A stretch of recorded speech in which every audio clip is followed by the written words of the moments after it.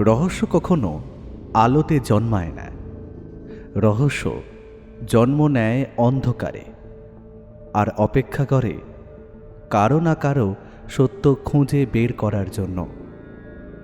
অন্ধকারে ঢাকা শহর, নীরব সাক্ষী দেয়াল, আর এমন কিছু প্রশ্ন যার উত্তর খুঁজে বের করে আনতে পারে একজনই, সত্যান্বেষী ব্যোমকেশ বক্সী। আপনিও যদি ব্যোমকেশ বক্সীর সত্যান্বেষণ ভালোবাসেন, যদি রহস্যের গন্ধ আপনার শিরায় রোমাঞ্চ নিয়ে আসে, তাহলে আপনি একদম সঠিক জায়গাতেই এসেছেন। আমাদের চ্যানেল যদি আপনি প্রথমবারের জন্য শোনেন, তাহলে এক্ষুনি কিন্তু আমাদের চ্যানেলটিকে সাবস্ক্রাইব করুন এবং পাশে থাকা বেল আইকনে ক্লিক করে নোটিফিকেশন অন করে নিন, যাতে নতুন গল্প এলে সবার আগে আপনি জানতে পারেন। আজকাল আমার বন্ধুটি অর্থাৎ সত্যান্বেষী ব্যোমকেশের হাতে তেমন একটা কেস নেই। সে এখন বহাল তবিয়তে বসে বসে আরাম করে দিন কাটাচ্ছে। তবে শুধু বসে বসে দিন গোনার লোক সে নয়। এখন তার নেশা হচ্ছে বই পড়া এবং দেশ বিদেশের বিভিন্ন বই পড়ে জ্ঞান আহরণ করা। আর এই সব পড়াশোনা করার খাতিরে যা জ্ঞান লাভ হয় তার কিছুটাই অধমের পাত্রেও পড়ে। আমার এখন সামনে নতুন সংখ্যার উপন্যাস লেখার কাজ চলছে, আর উপন্যাসটি গোয়েন্দা গল্প বিষয়ক হবার জন্য ব্যোমকেশ কিছু কিছু সাহায্যও করে দিচ্ছে আমায়। তবে একটা কথা আমার ওর ব্যাপারে সব থেকে বেশি খারাপ লাগে, সেটা হলো সে মাঝে মধ্যেই এমন এমন সব কথা বলে যেটা শুনে একটু রাগই হয় বইকি। আমি জানি সে আমাকে রাগাবার জন্য এইগুলো করে, তবে এতটা মজা আমি পছন্দ করি না। মাঝে মাঝে তো আমাদের দুজনের মধ্যে বাকবিতণ্ডাই লেগে যায়। তখন সেই রাগ ভাঙানোর দায়িত্ব নেয় বৌঠান, আর বৌঠান সেটা করে তার অতুলনীয় খাবার রান্না করে আমাদের খাই। এই আজই যেমন ব্যোমকেশ এমন একটা কথা বলল যেটা আমি মেনে নিতে পারলাম না। সে সকাল সকাল যোগ ব্যায়াম সেরে হাতে একটা বই নিয়ে পড়তে পড়তে চেয়ারে হেলান দিয়ে বসলো। তারপর আমার দিকে তাকিয়ে মুচকি হেসে বলল, আচ্ছা বন্ধু, এই যে তুমি সাহিত্য চর্চা করো, তাইতে তোমার আর্থিক দিক ছাড়া আর কিছু লাভ হয় কি? একবার সত্যি করে ভেবে বলো তো। তার উপর তুমি হলে লেখক, তোমার থেকে ভালো এই উত্তর কেউ জানে না। কথাটা শুনে আমি যেন আকাশ থেকে পড়লাম। ব্যোমকেশ যে মাঝে মাঝে কি বলতে শুরু করে তার কোনো ঠিক ঠিকানা থাকে না। অবাক হয়ে যায় এই সেই ব্যোমকেশ যার অসাধারণ বুদ্ধি আর বিশ্লেষণ ক্ষমতা প্রতিপক্ষের প্রতিরোধ কিংবা নিজের অপরাধ লুকিয়ে রাখার প্রবণতাকে নিমেষে খান খান করে দিতে পারে। আর সেই ব্যোমকেশের হাতেই যখন একটা কেসও থাকে না, তখন সে বাড়িতে বসে এমন সব অদ্ভুত কাজ কিংবা ভাবনার জন্ম দেয় যার মাসুল আমায় আর বৌঠানের ঘাম দিয়ে জ্বর আসার আগে পর্যন্ত থামে না। আমি আমার ঘরে বসে নতুন উপন্যাসের শেষের দিকের ঘটনাগুলো লিখে রাখছিলাম। ঘটনাগুলো মনে থাকতে থাকতে লিখে রাখা দরকার, না হলে পরে ভুলে গিয়ে থাকতে পারি। তবে এবার আমি আর থাকতে না পেরে লেখা থামিয়ে দিয়ে বললাম, সাহিত্য চর্চায় আর্থিক লাভের আশা সাহিত্যিক হয়তো করে না, তবে আমার মতো আর্থিক দিক থেকে নিশ্চিত যে সমস্ত সাহিত্যিক নয় তাদের কাছে ওই দিকটা বেশ গুরুত্বপূর্ণ। তবে তার চেয়ে বেশি যে দিকটা অন্তত আমার মনে হয় তা হলো নাম। একজন সাহিত্যিকের সাহিত্যকর্ম ঠিক কতজন মানুষের কাছে পৌঁছলো তা সাহিত্যিকের মনে দাগ কাটে। আর মানুষ যখন সেই বই কিনে পড়ে এবং শিশু মন সেই লেখা পড়ে উপকৃত হয়, তখন যেন মনে হয় আমার সেই পেশাটি সফল। কারণ না হলে আমি ওই শহুরে অফিসের বাবুদের মতো বসে বসে কাজ কাজ করতাম আর মাইনে নিতাম। আর সবাই যদি পড়াশোনাই করতেই থাকে এবং চাকরি করতে থাকে, তবে নতুন কিছু পড়ার জন্য লেখা লিখবে কে? সুতরাং সাহিত্য চর্চা করে অর্থ এর চিন্তা আমি অন্তত করি না। বেশ। তাহলে কোনটা বেশি গুরুত্বপূর্ণ হয়ে দাঁড়াচ্ছে, অর্থ নাকি নাম? তা নির্ভর করে যার কথা বলা হচ্ছে তার কাছে কোনটা বেশি প্রয়োজনীয় তার উপর। যেমন আমার জন্য আমি মনে করি নামটাই জরুরি, তবে অর্থও দরকার, না হলে দৈনন্দিন জীবনের খরচ চলবে কি করে? সাহিত্যিকদেরও তো একটা পেট আছে, তাই না? ব্যোমকেশ আরও কিছু বলতো হয়তো, তার আগেই বৌঠান চা নিয়ে এলো। বৌঠান চায়ের কাপটা নামিয়ে রাখলো সামনের টেবিলে। আরে এসো এসো, অনেকক্ষণ থেকে না মনটা চায়ের জন্য একেবারে ব্যাকুল হয়ে উঠেছিল, বুঝলে। আর একটু হলেই বোধহয় হাঁক দিয়ে ফেলতাম। তবে বলার আগেই যখন এনেছো তার জন্য অসংখ্য ধন্যবাদ। এই না হলে আমার সহধর্মিনীর মতো কাজ। হাঁক দেবার আগেই যে আমি হাজির হব তা বোধহয় ভাবতে পারোনি। হুম, এখন চাটা খেয়ে আমায় উদ্ধার করো, না হলে গরম গরম চাটা কিন্তু ঠান্ডা হয়ে যাবে। ঠাকুরপো, তুমিও খেয়ে নাও, এই লোকটার সাথে বেশি বকো না। আমি খাতা বন্ধ করে চায়ের কাপ তুলে নিয়েছি। একটা চুমুক দিয়ে বললাম, আহ বৌঠান, তোমার হাতে চা না হলে বিকেলটা জমে না। সত্যি তোমার হাতে জাদু আছে। ব্যোমকেশ কথাটা শুনে হালকা মিচকি হেসে বলে উঠল, খালি বৌঠানের হাতে চায়ের জাদু দেখলে হবে? আমাদেরও তো তোমার গিন্নির হাতে চা খাবার সুযোগ দাও। আমি তো অধীর আগ্রহে বসে আছি। এমনিতেই এই মন্দার বাজারে নিজের খরচ চালাতে পকেট ফাঁকা হয়ে যাচ্ছে, তার উপর আবার মাথায় আর এক বস্তা চাপাতে চাইছো তুমি। ওই সবের মধ্যে আমায় জড়িও না ভায়া। আমি এই চিরকুমার ব্রত অবলম্বন করে এবং সাহিত্য চর্চা করে জীবনটাকে কাটিয়ে দিতে পারলেই বাঁচি। বৌঠান হাসতে গিয়েও কেমন থেমে গেল, আর তারপর বলল, হ্যাঁ গো, এই পুঁটিরামের জ্বরটা তো বেড়েছে। সকালে যে ওষুধ এনেছিলে তাতে তো কমলো না। একবার কি ডাক্তারের কাছে নিয়ে যাবে? আমার কিন্তু খুব চিন্তা হচ্ছে। ঠাকুর ঠাকুর করে একটু জ্বরটা সেরে গেলে আমি নিস্তার পাই। ব্যোমকেশ চায়ের কাপ নামিয়ে রেখে চিন্তিত গলায় বলল, আহা, এটা তো ভালো কথা নয়। পুঁটিরামের এই অবস্থা হলে তো খুব খারাপ ব্যাপার। ওর শরীরের দেখভাল করা আমাদের দায়িত্ব। সারাটা বছর লোকটা আমাদের ভালো রাখার দায়িত্ব নিজের কাঁধে তুলে নিয়েছে, এবার তার বেলায় ফেলে রাখা তো চলে না, তাই না? না না অজিত, একবার পুঁটিরামকে নিয়ে ডাক্তারের কাছে যাই চলো। আমার আপত্তি ছিল না কোনো। বিছানা ছেড়ে উঠে জামা বদলাতে বদলাতে বললাম, ব্যোমকেশ, হাতে কোনো কেস নেই এখন তোমার? যদি তুমি ব্যস্ত থাকো বলো, তবে আমি একাই গিয়ে দেখিয়ে নিয়ে আসতে পারি কিন্তু। কেস নেই যে তা বলবো না, তবে খাজা কেস, বুঝলে। তেমন কিছুই নেই, বেশ মাথা ঘামানোর মতো কেসটা নয়। আমি যাব, বুঝলে, কোনো অসুবিধা নেই তাতে। সাথে অবশ্য একটু বাইরে বেরিয়ে ঘোরাও হয়ে যাবে। তাহলে চলো আপাতত পুটিরামের কেসটা সমাধান করে আসি। কেন জানি না মনে হচ্ছে একটা ভালো কেস তোমার হাতে আসবে। ব্যোমকেশ চেয়ার ছেড়ে উঠতে উঠতে বলল, তোমার কথাই যেন হয়। না, চলো বেরিয়ে পড়ি। আমি আর দেরি না করে তাড়াতাড়ি তৈরি হয়ে নিলাম।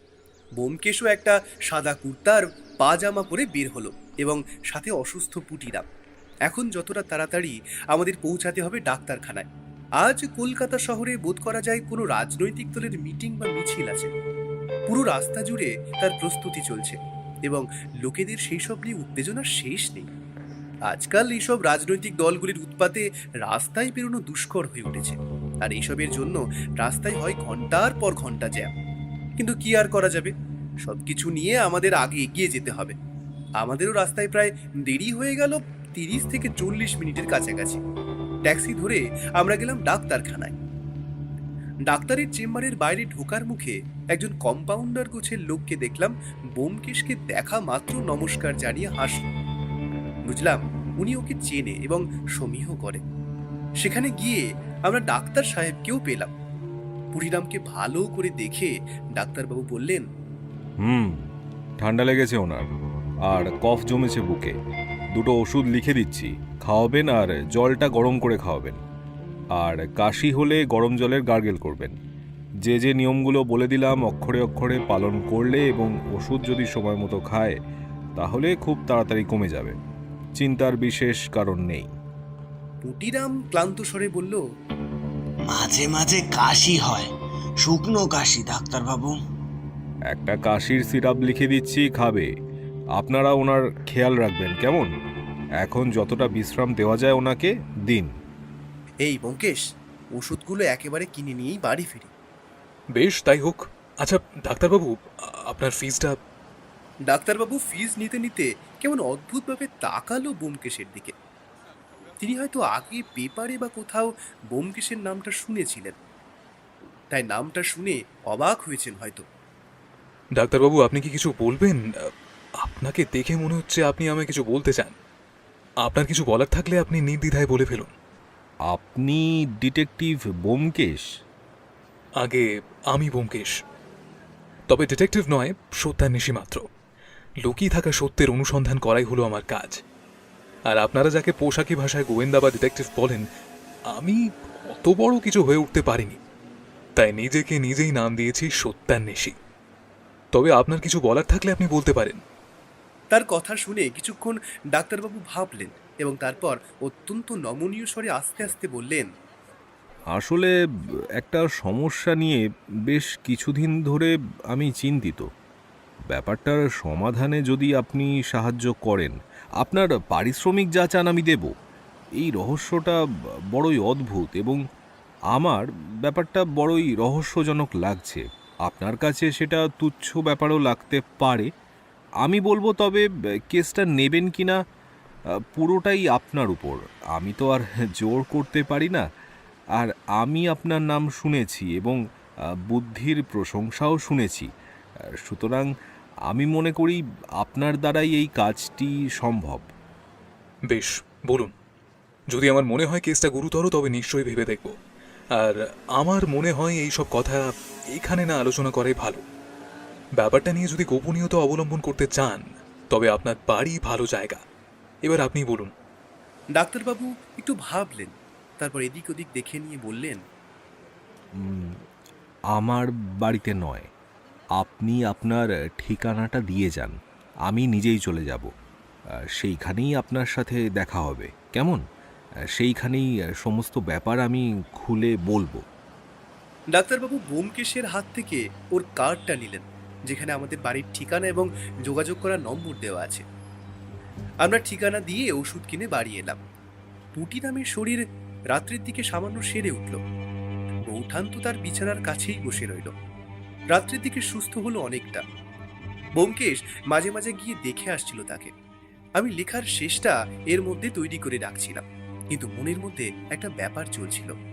সেই ডাক্তার যে ব্যোমকেশের কাছ থেকে ঠিকানা নিয়ে রাখলো, সে কি আজ আসবে নাকি কাল? আর কি এমন সমস্যার মধ্যে রয়েছে সে, যা ডাক্তারখানায় বলা যাবে না, বলতে হবে এ বাড়িতে এসেই? তাহলে কি ব্যোমকেশের কাছে নতুন কোনো মাথা ঘামানোর মতো কেস আসতে চলেছে? সকালে ঘুম থেকে উঠে হাত মুখ ধুয়ে ব্যালকনির কাছেই দাঁড়িয়ে আছি। পুটিরাম এসে বলল, দাদাবাবু, চা দিই? আরে পুটিরাম, এই তুমি আবার উঠে এলে কেন? তোমার শরীর তো বেশ একটা ভালো নয়। ওষুধ খেয়ে কেমন আছো এখন? সব ঠিকঠাক তো? কালকের থেকে খানিকটা ভালো আছি বাবু। কাল থেকে তো বউ দিদিমণি কোনো কাজই করতে দিলে না, শুয়েই তো আছি। এখন শরীরটা একটু ভালো মনে হলো, তাই ভাবলাম চাটা করে আনি। আর শুয়ে শুয়ে থাকতে ভালো লাগে না বাবু, কাজ করলে মনটাও ভালো লাগে আর কি। আমি আর তাকে বারণ করলাম না। মাথা নাড়িয়ে নিজের ঘরে এসে জামা কাপড় বদলাতে বদলাতেই আবার পুঁটিরাম এসে বলল, দাদাবাবু, বসার ঘরে কালকের সেই ডাক্তারবাবু এসেছে। আমার মন কেমন উৎফুল্ল হয়ে উঠল। শেষমেশ তাহলে এসেছে ডাক্তারবাবু। বসার ঘরেই চা দেওয়া আছে। ডাক্তারবাবু মাঝে মাঝে চুমুক দিচ্ছেন। ব্যোমকেশের কাপ নিচে। আমি ঢুকতেই ব্যোমকেশ বলল, এই তো এসো, তোমার জন্যই অপেক্ষা করছিলাম। ডাক্তারবাবু এসেছেন, ওনার সাথে গল্প করছিলাম আর কি। কালই আসতাম আপনার কাছে আমি। আসলে কয়েকটা রোগী পরে এসেছিল, তাই আর রাতে এলাম না। আজ ছুটিও নিয়েছি, সুতরাং আজ সমস্তটা খুলে বলতে পারবো আপনাদের। আপনাদের কোনো আপত্তি নেই তো? আরে না না, আপত্তি আবার কিসের? আপনি নির্দ্বিধায় নিজের সমস্যার কথা বলুন। তবে ছুটি নিয়ে এসেছেন, এটা বেশ ভালো করেছেন। নিন, এবার বলুন আপনার কি সমস্যা। ডাক্তারবাবু চা শেষ করে কাপটা নামিয়ে বলতে শুরু করলেন, আমার নাম সোমনাথ সামন্ত। আমার বাড়ি শিয়ালদহের কাছে। আর সত্যি বলতে কি, এখানে আমি যে আছি তা আমার নিজের বাড়ি নয়। আমার এক মামার বাড়িতে থেকেই প্রায় বছর দুয়েক হলো প্র্যাকটিস করছি। কলকাতা মেডিকেল কলেজ থেকেই পাশ করেছি। গ্রামে ফিরে প্র্যাকটিসের অনেক ঝামেলা, ওষুধপত্র ঠিকভাবে পাওয়া যায় না, রুগীও কম। তার উপর আরেকটা সমস্যা হলো, গ্রামের মানুষের হাতে টাকা পয়সা থাকে কম। শহরে প্রতিদিন কম হলেও রুগী পাওয়া যায়, কোনোভাবে তাতেই আমার চলে যায়।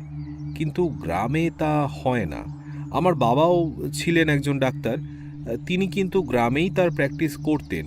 সুতরাং পসার তেমন জমাতে পারেননি। মাসখানেক আগে আমার বাবার মৃত্যু হয়। আমি তখন গ্রামে গিয়ে কিছুদিন ছিলাম, তারপর আবার শহরে চলে আসি। গ্রামে আমার বাবার দেখাশোনা করত যে নিবারণ কাকা, সেই এখন সে বাড়ির দেখাশোনা করে। আমি মাসে যতটা সম্ভব টাকা পাঠাবো বলে এসেছি। সবই ঠিকঠাক ছিল। এবার কয়েকদিন আগে ডাক্তারখানা বন্ধ করে ফিরছি, একটা লোকের সাথে হঠাৎ ধাক্কা লাগলো। তখন কিছু বুঝিনি। পরে বাড়ি ফিরে দেখি জামার পকেটে একটা কাগজ। খুলে দেখি তাতে লেখা সোনার মূর্তিটা কোথায়। এরকম একটা অদ্ভুত চিঠির কোনো কারণই আমি বুঝতে পারিনি প্রথমে। হয়তো ব্যাপারটা ভুলেই যেতাম যদি না বাবার অসুস্থতার খবর দিয়ে লেখা নিবারণ কাকার চিঠিটা আমার কাছেই থাকতো। সেই চিঠিতে বাবার খবরের পাশাপাশি নিবারণ কাকা আরও একটা কথা লিখেছিলেন। তো যখন ওখানে গিয়ে বাবার কাজকর্ম সেরে ফিরে আসব, তখন নিবারণ কাকা আবার সেই কথাটা বলেছিলেন। একটা সোনার মূর্তি নাকি বাবার কাছে তিনি দেখেছেন মারা যাবার কয়েকদিন আগেও, কিন্তু বাবার মৃত্যুর সময় নাকি সেটা ওখানে ছিল না। আমি তার কথায় সারা বাড়ি খুঁজে দেখি ব্যোমকেশবাবু, কিন্তু কোথাও কিছু নেই। এতক্ষণ আমরা ওনার কথাগুলো মন দিয়ে শুনছিলাম। এবার ব্যোমকেশ কথা বলল। আচ্ছা, আপনার এই নিবারণ কাকা বিশ্বস্ত লোক? মানে আপনারা তাকে বিশ্বাস করেন তো? কারণ এই বিষয়ে অবগত থাকাটা অত্যন্ত জরুরি বলে মনে করি আমি। এ আপনি কি বলছেন ব্যোমকেশবাবু? সে ব্যাপারে নিশ্চিত থাকা যায়। নিবারণ কাকা আমার জন্মের আগে থেকে ও বাড়িতে আছে। আর যদি আমায় লুকিয়ে কিছু করার হতো, তাহলে তো আমায় না বললেই পারতো সে কথা। আমি জানতেও পারতাম না কোনোদিন। গ্রামের বাড়িতে ফিরে যাবার আর কোনো ইচ্ছেই আমার আর ছিল না।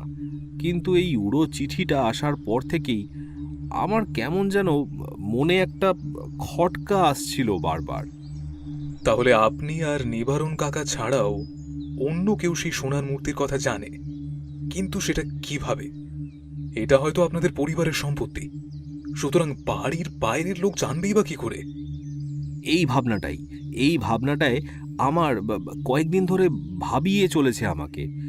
বুঝতে পারছি না কিছু। আসলে বাবা কি মৃত্যুর আগে কাউকে বলে গিয়েছিলেন? যে লোকটার সাথে আপনার ধাক্কা লেগেছিল তার মুখটা কিংবা অন্য কিছু মনে আছে আপনার?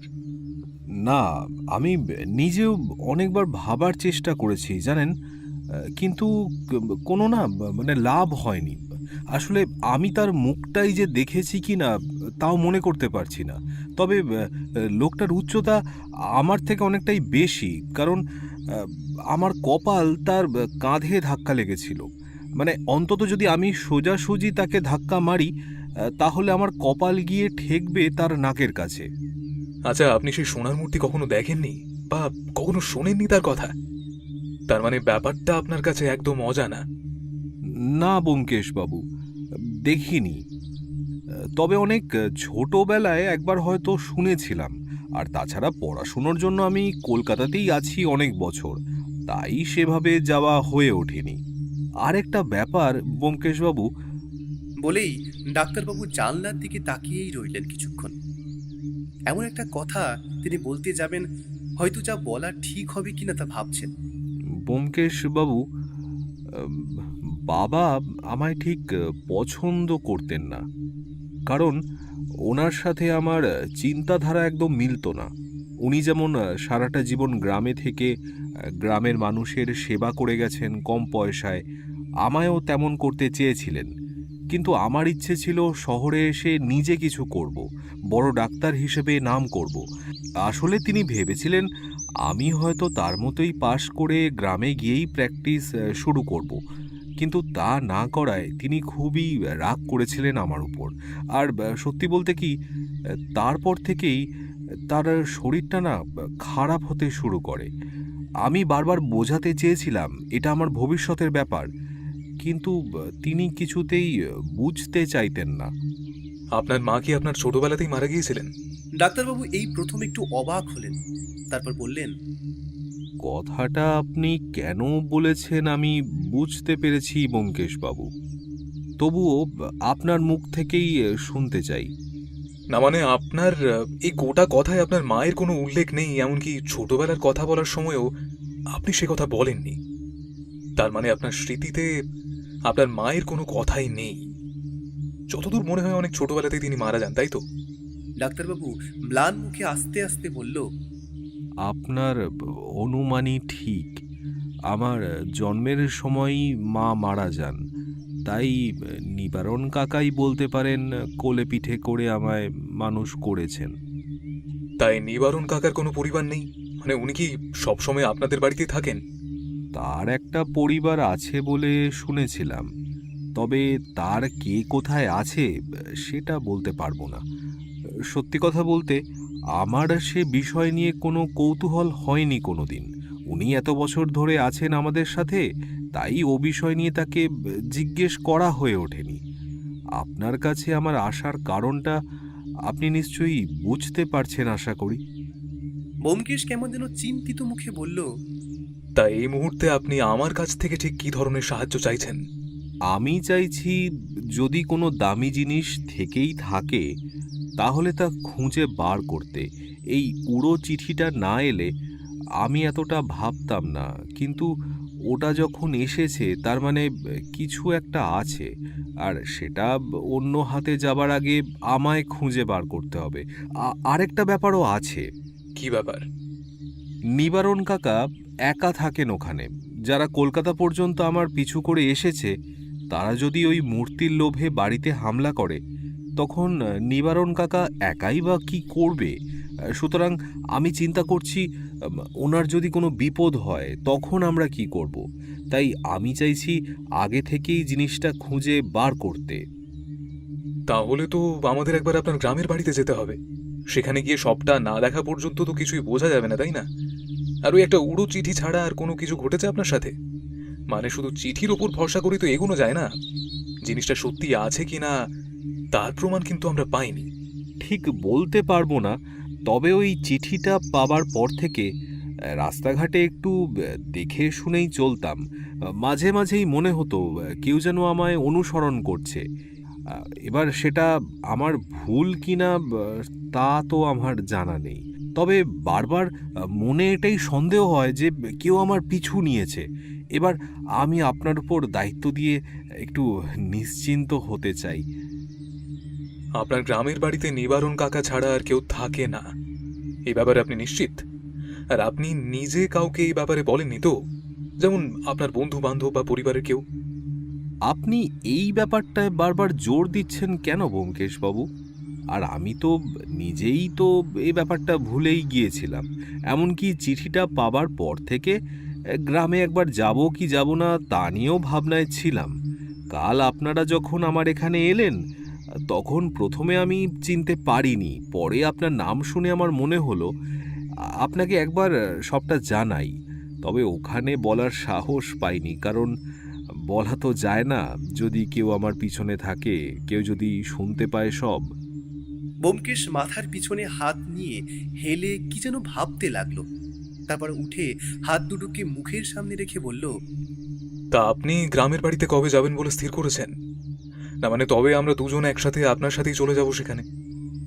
আমার সেভাবে কিছু ভাবা হয়নি, তবে আপনি যেদিন বলবেন সেদিনই বেরিয়ে পড়ব। আচ্ছা, আপনার প্র্যাকটিস কেমন চলছে সোমনাথ বাবু? মানে যা আয় হয় তাতে কি আপনার চলে যায়? এরকম একটা প্রশ্নে ডাক্তারবাবু যেন থমকে গেলেন সামান্য। কি একটা ভেবে বললেন, আপনি কি কোনোভাবে আমাকেই সন্দেহ করছেন?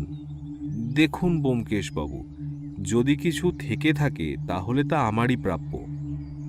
ছোটবেলায় বাবার কাছে যতটা শুনেছিলাম ওটা আমাদের বংশের কেউ একজন পেয়েছিলেন, তারপর থেকে ওটা আমাদের ব্যক্তিগত সম্পত্তি, তাই বাবার পরে ওটা তো আমারই প্রাপ্য। আসলে কি জানেন তো, আমাদের কাজে কাউকেই সন্দেহের বাইরে রাখা যায় না। সুতরাং আপনিও বাদ যাবেন না এই ব্যাপারে।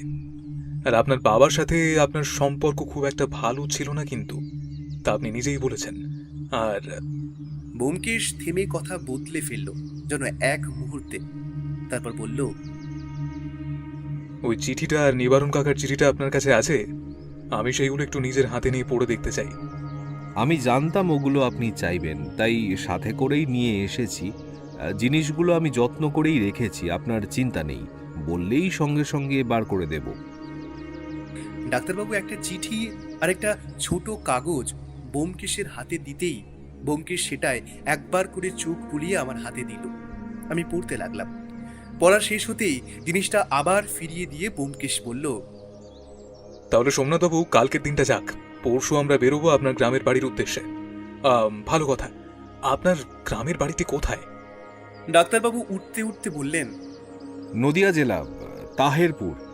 ডাক্তারবাবু বেরিয়ে যেতেই ব্যোমকেশ বলল, চিঠিটা পড়লে? যে চিঠিটা দেখলাম তাতে বেশ কিছু লেখা নেই। একটা ছোট চিঠি বলা চলে। সেখানে ডাক্তারবাবুকে যত তাড়াতাড়ি সম্ভব বাড়ি ফিরে যাবার কথা বলা হয়েছে। আর কি একটা ব্যাপার তাকে জানানো দরকার, যা চিঠিতে বলা যাবে না। সেখানে গিয়েই জানতে হবে। তার মানে ডাক্তারবাবুর বাবা ওনাকে হয়তো এই মূর্তিটার কথা বলতে ওনাকে গ্রামে ডেকেছিলেন। ওনার বোধ করি কাজ থাকায় উনি যেতে পারেননি। অপরদিকে ওনার বাবা গত হলেন, আর ততক্ষণে অনেক দেরি হয়ে গিয়েছে। এই চিঠিতেই রয়েছে প্রথম খটকা। দেখো, আমরা যখন কাউকে চিঠি লিখি তখন তাকে জানানোর জন্য হলেও সবটা খুলে লিখি। এই চিঠিতে নিবারণ নামের লোকটি সোমনাথ বাবুর বাবার অসুস্থতার কথার সাথে সেই গোপনীয় ব্যাপারটাও লিখতেই পারতেন, কিন্তু তিনি তা লেখেননি। তার কারণ কি? তিনি কি জানতেন ওই চিঠি অন্য কারোর হাতে পড়লেও পড়তে পারে? তাই চিঠিতেও এত গোপনীয়তা। আরেকটা ব্যাপার ব্যোমকেশ, ডাক্তারবাবু যখন গ্রামে গিয়েছিলেন তখনও কিন্তু তিনি নিবারণ ছাড়া আর কাউকে দেখেননি। তাহলে নিবারণ কার ভয়ে চিঠিতে লেখেনি মূর্তির কথা, আর কেনই বা? সে চায়নি সোমনাথবাবু সেসব কথা জানুক, অথচ নিবারণ যে তাকে সব বলেছে তা সে জানত। আর হয়তো ভেবেছিল মূর্তিটা সে নিয়ে এসেছে কলকাতায়, তাই ওই উড়ো চিঠির মাধ্যমে ভয় দেখাতে চেয়েছে। কিন্তু কে সেই লোক সেটা তো জানা দরকার, তাই না? তা জানার জন্য তো আমাদের তাহেরপুর যেতে হবে মশাই, আর সেইখানে গিয়েই সমস্ত প্রশ্নের উত্তর আমরা পাব। রহস্য বেশ যে ঘোরতর এখানে সেটা আমি আন্দাজ করতে পারছি। আসলে এই সমস্ত ছোটখাটো কেসগুলো বাইরে থেকে দেখে তুচ্ছ মনে হলেও ভেতরে থাকে অনেক বড় ব্যাপার। খানিকটা ওই জলের উপরে ভাসতে থাকা হিমবাহগুলোর মতো। আর কাছে আসলে বোঝা যায় হিমবাহ সমুদ্রের জলের নিচে কতটা গভীর অব্দি বিস্তারিত। আর তাছাড়া আমি তো সময় চেয়ে নিলাম একদিনের জন্য। তুমি কালকের দিনটা সময় চাইলে কেন? ভায়া, কেসে হাত দেওয়ার আগে একবার কেসটার শিকড় ঘেটে নেওয়া খুব দরকার। কাঁচা কাজ তোমার এই বন্ধু করে না, তুমি জানো আশা করি। আমি কিছু খোঁজ খবর চালাতে হবে ওই গ্রামের সম্পর্কে এবং এই ডাক্তারের সম্পর্কে, তবেই না খেলা জমবে লেখক মশায়। এই বলছো তাহিরপুর না গিয়ে কিছুই জানা যাবে না, আবার এই বলছো তুমি নিজেই জানো তুমি কি ভাবছো। আমার তো কিছুই মাথায় আসছে না। আমি বরং নিজের কাজে মন দিয়ে যাওয়ার আগে কাজগুলো সেরে নিই। হ্যাঁ, তাই ভালো। তুমি বরং তোমার লেখাটা শেষ করে নাও, কারণ পরশু বেরিয়ে পড়তে হবে, আর ফিরতে ঠিক কদিন লাগবে তা তো জানা নেই। কেসটা একটা অদ্ভুত ব্যাপার আছে কিন্তু ব্যোমকেশ। এতদিন মনের মতো কেস নেই করে হাহুতাশ করছিলে, এখন পুটিরামকে ডাক্তার দেখাতে গিয়ে এই কর্মলাভ। এর জন্যই হয়তো বলে যা হয় ভালোর জন্যই হয়। তবে আমার মনে কিন্তু একটা খটকা থেকেই যাচ্ছে। কি ব্যাপারে? সোনার যে মূর্তির কথা ডাক্তারবাবু বললেন সেটা কিন্তু নিবারণ কিংবা ডাক্তারবাবু নিজেও দেখেননি, শুধু তার কথাই শুনেছেন। আদেও কোনো মূর্তি আছে তো ব্যোমকেশ? এই সমস্ত কিছু বৃদ্ধের মন গড়ার কথা নয় তো। ছেলেকে লোভ দেখিয়ে গ্রামে নিয়ে আসা। ব্যোমকেশ হাত উল্টে এমন একটা ভাব করলো যার মানে হতেও পারে আবার নাও হতে পারে। পরের গোটা দিনটা ব্যোমকেশ বাইরেই কাটালো। সকালে বেরিয়ে বাড়ি ফিরল খাওয়ার সময়। খেতে বসে আমি প্রশ্ন করলাম, কাজ হলো? হ্যাঁ, হলো। সোমনাথবাবু মিথ্যে বলছেন না, তার পয়সা খুব একটা খারাপ নয়। শহরের বুকে তার ডাক্তারখানা বেশ ভালোই চলছে। তিনি তার মামার বাড়িতেই থাকেন, আর তার মামার বাড়ির অবস্থাও খুব একটা খারাপ নয়। তাই আর্থিক সমস্যাটা সোমনাথবাবুর নেই। আর প্রায় অনেক বছর তিনি গ্রামের বাড়ি থেকে দূরে গেছেন, তাই বাড়িতে কি হচ্ছে না হচ্ছে তা নিয়ে তার জানার কোনো সুযোগই নেই। আর চরিত্র কিংবা মানুষ হিসেবেও তিনি খুব একটা খারাপ নন। এত খবর কিভাবে জোগাড় করলে তুমি? এই পেশায় কাজ করতে গেলে একটু উদ্যমী হতে হয় ভায়া। একটু ঘুরে ফিরে খবরগুলো জোগাড় করতে হলো। তবে যা যা পেলাম তাতে আপাতত সোমনাথবাবুকে সন্দেহের বাইরে রাখা যেতেই পারে, তবে পুরোপুরি নয়। কেন, এমনটা মনে হবার কোনো কারণ আছে কি? গোটা ব্যাপারটা আপাতত নির্ভর করছে ওখানে গিয়ে কি জানতে পারবো তার উপর। এখানকার খবর ওখানে গিয়ে বদলে যেতে কতটা সময় লাগে সেটা দেখা যাক। আমি আর কিছু বললাম না। এইবারে বৌঠান বলে উঠল, তোমরা কি আবার বেরিয়ে পড়বে নাকি? কিছু তো বলোও না, কখন কি করছো, কোথায় যাচ্ছো। আচ্ছা, আমারও তো চিন্তা হয় নাকি গো? সারা দিন রাত এই চোর ছাচোর খুনিদের নিয়ে তোমাদের কারবার। আহা, তোমার চিন্তার কোনো কারণ নেই। খুব বেশি দূর নয়, একটু গ্রামের দিকে যাব আর কি। আর আমার মনে হয় না খুব বেশি সময় লাগবে। তাছাড়া তোমার ঠাকুরপো তো সাথেই থাকবে। সব যখন ঠিক হয়েই গেছে তাহলে আমি আর কি বলবো, যাও। এই দেখো, রাগ করছো কেন? তাতেই বা কি হবে শুনি? বৌঠানের খাওয়া হয়ে গিয়েছিল, সে উঠে গেল। ব্যোমকেশ নিজের খাওয়া শেষ করে রান্নাঘরের দিকে গেল। এখন মান অভিমানের পর্ব চলবে। আমি হাত ধুয়ে মুছতে মুছতে চললাম নিজের ঘরের দিকে। আজ রাতটা ভালো করে ঘুমিয়ে নিতে হবে, কাল কি হবে কে জানে। কেসটা যে বেশ জটিল হবে তা বেশ বোঝাই যাচ্ছে। ব্যোমকেশ তার মাথা খাটানোর বেশ একটা সুযোগ পাবে। এসব ভাবতে ভাবতেই ঘুমিয়ে পড়ার আগে শুনতে পেলাম বৌঠানের গান ভেসে আসছে। মান ভাঙার পরের গান। ডাক্তারবাবু সকালেই চলে এলেন। একটা ঘোড়ার গাড়ি তিনি নিয়েই এসেছেন। তাতে চেপে বসেই আমরা রওনা হলাম। শিয়ালদা স্টেশন থেকে ট্রেন ধরে আমরা সোজা চলে এলাম তাহিরপুরে। মাঝপথে আর তেমন কোনো ঘটনা ঘটেনি, তবে এতদিন পর গ্রামের দিকে ট্রেন থেকে গ্রামের দৃশ্য দেখার মজাই আলাদা। ট্রেনের জানলা দিয়ে দেখা মেলে সুদূর বিস্তৃত ধান ক্ষেত এবং বহু জলাশয়, এবং মাঝে মাঝে দেখা মেলে নারকেল, খেজুর, সুপারি জাতীয় বড় বড় গাছের। আমরা শহরের মানুষ, শুদ্ধ বাতাস তেমন একটা পাই না।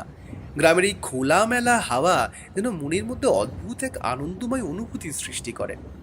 যেতে যেতে শুধু ডাক্তারবাবুই বললেন, পরশু আপনার বাড়ি থেকে ফেরার সময় মনে হলো কেউ যেন আমায় অনুসরণ করছে।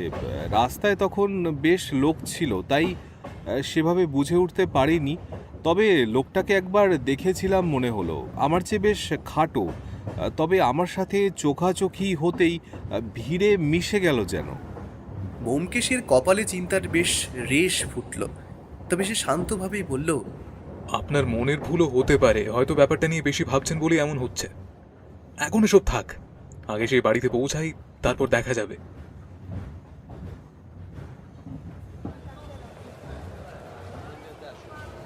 আমরা স্টেশনে নামতেই ব্যোমকেশ বলল, আমরা যে এখানে আসবো তা নিবারণ কাকাকে জানাননি তো আপনি? ডাক্তারবাবু অপরাধীর মতো কাচুমাচু মুখ করে বলল, আসলে আমি ভাবলাম আপনাদের অসুবিধা হতে পারে ওখানে, তাই আপনার বাড়ি থেকে ফিরেই চিঠি পাঠিয়েছিলাম একটা। কাজটা কি করা ভুল হয়েছে ব্যোমকেশবাবু? ইস, বড্ড ভুল করলেন সোমনাথবাবু। আমারই আপনাকে বারণ করা দরকার ছিল। তা যাই হোক, চলুন দেখা যাক। আসলে আমি একদমই চাইছিলাম না যে আমরা এখানে আসার আগে অবধি সেই কথা কেউ জানুক।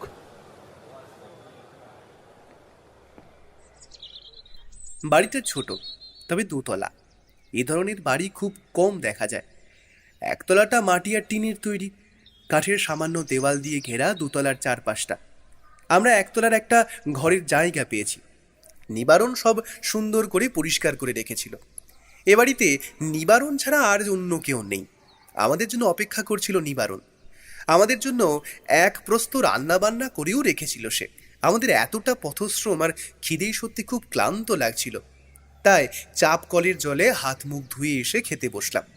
ব্যোমকেশ, আমি আর ডাক্তারবাবু তিনজনেই বসলাম একসাথে। বাহ নিবারণ কাকা, তোমার রান্নার হাত তো অসাধারণ। কি সুন্দর রান্না করেছো গো তুমি। এমন রান্না যে একবার খাবে সারা জীবন তার মুখে রান্নার অপূর্ব স্বাদ লেগে থাকবে। রান্না বান্না সত্যি খুবই ভালো হয়েছে। রাস্তায় আসতে আসতে ব্যোমকেশ ডাক্তারবাবুকে বলে দিয়েছিল আমরা কারা আর কি করতে এসেছি তা যেন উনি কাউকে না বলেন। তাই ডাক্তারবাবু বলেছিল আমরা তার বন্ধু, গ্রামে ঘুরতে এসেছি। তাই নিবারণ কাকা আমাদের তার বন্ধু ভেবেই সেভাবেই ব্যবহার করছিল। ব্যোমকেশ শুরু থেকে এই কেসটাই বেশ গোপনীয়তা বজায় রাখতে চাইছে দেখছি। ওর মনের একটা দৃঢ় বিশ্বাস যে নিবারণ কাকা আমাদের আসল পরিচয় জানলেও কেসে নানান সমস্যা হতে পারে।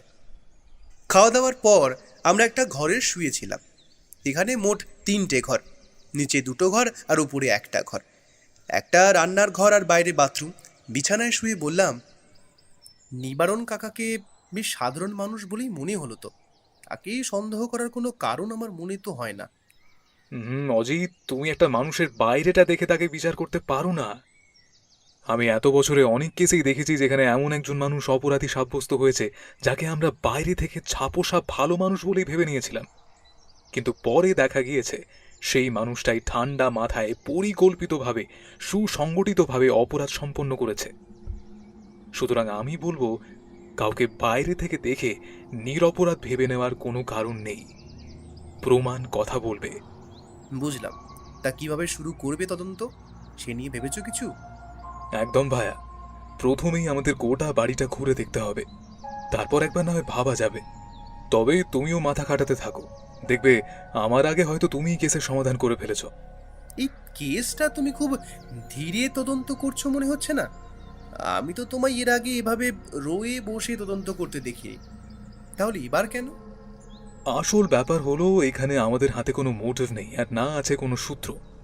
সেগুলো না পাওয়া অবধি অপেক্ষা করতেই হবে। এই সূত্র খুঁজে পেতে হলে অপরাধীকে আরও খেলতে দিতে হবে অজিত, বুঝতে পারলে? তাই হোক তবে ভায়া, আমি একটু চোখ বুঝি, তুমি খোঁজো, দেখো আগে কি কি সূত্র মেলে কিংবা মোটিভ। এমনিতেই একটু ক্লান্ত লাগছে শরীরটা, আর কেমন যেন ম্যাচ ম্যাচ করছে। আমি পাশ ফিরে শুলাম, আর বোমকে এসো মনে হয় তাই করলো। এখানে যেটাই আমরা শুয়ে আছি সেটা ঠিক খাট বলা যায় না, এটা আসলে একটা চৌকি, তাতেই মাদুর আর একটা পাতলা গদি তোষক পাতা। আগেকার দিনের মানুষের বাড়িতে এইসব জিনিস দেখা মিলত, এখন আর এইসব জিনিসের চল নেই সেই রকম। আমি কিছু একটা বলতে যাব, ঠিক তখনই ব্যোমকেশ বলে উঠল, আজ বিকেলেই একবার গোটা বাড়িটা ঘুরে দেখবো, বুঝলে? আমি একটু ভেবে মাথা ঠান্ডা করে বললাম, তথাস্তু, তোমার যখন সেটাই উচিত বলে মনে হচ্ছে তখন তাই করবে, এতে অত ভাবার কি আছে। ডাক্তারবাবুর বাবার নাম হলো সজল সামন্ত। ভদ্রলোক মারা গেছেন দীর্ঘদিনের অসুস্থতায়। অনেকদিন ধরে তার শরীর খারাপ ছিল, এ কথা আমাদের জানান নিবারণ নামের লোকটি। বিকেলে ঘুম ভাঙলো ওই 4:30 নাগাদ। আমরা গোটা বাড়িটা ঘুরে দেখতে লাগলাম। বাড়ির সামনে ছোট একটা বাগান মতো, নিবারণ রোজ সেটার পরিচর্যা করে।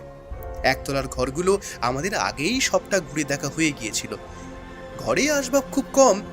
বিকালে ওপরতলার ঘরটি ডাক্তারবাবু নিজে আমাদের নিয়ে দেখতে গেলেন, আর সাথে নিবারণ কাকাও রইল। বাবু মারা যাওয়ার আগে কতবার যে তোমার কথা বলেছে সর্দাবাবু, তুমি জানো না। সেবার তুমি চলে গেলে আমি ভাবলাম তো আর আসবেই না। তোমাদের এই মান অভিমানের পর্ব যে কতটা যন্ত্রণাদায়ক ছিল তা একমাত্র আমিই জানি।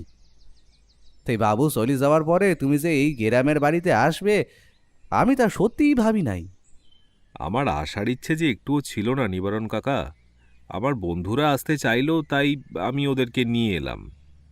আচ্ছা নিবারণ কাকা, চিঠিতে তুমি বলেছিলে যে এ বাড়িতে একটা সোনার মূর্তি আছে, তা সেটা কি তুমি নিজের চোখে কখনো দেখেছিলে?